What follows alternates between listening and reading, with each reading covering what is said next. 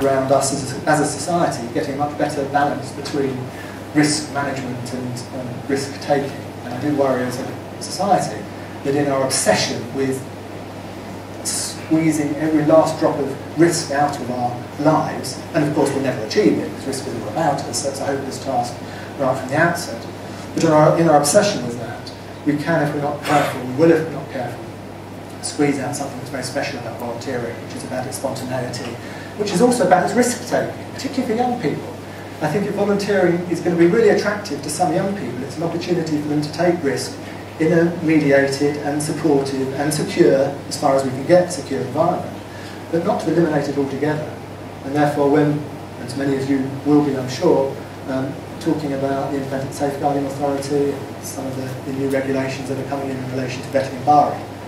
I'm not saying, of course not, that we shouldn't protect vulnerable clients and vulnerable volunteers themselves, but I do think we need to get a much better balance between risk-taking and risk management. So,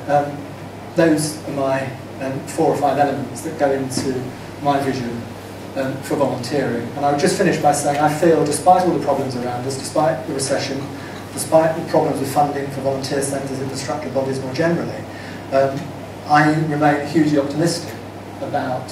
the position, the situation that our movement is in at the moment. Partly because I think that government and other policymakers are, at last, waking up to the power of volunteering, to the value that I tried to discuss at the beginning about why volunteering matters. I think we are at a situation now where we are pushing open doors, and we need to get the money out, but we can, I think, really have that engagement with policymakers about why volunteering matters. And of course also I think, and I haven't said anything about this, but just to close, 2012 I think provides us with a real opportunity, the Olympic and Paralympic Games. If we can get it right, and volunteering, England is working closely with local around the Games Time programme, when it's estimated there might be 70,000 volunteers working during the Games. But more importantly, we're working with government to try and make sure that the legacy plans aren't just about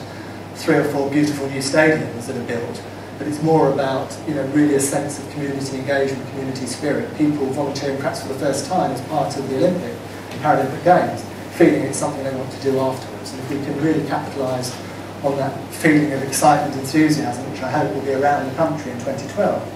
and leave a legacy for people wanting to get more involved in volunteering and community engagement, then my vision of a society which values and invests in volunteering and the power of volunteering, I think has one, is a touch closer to becoming a reality.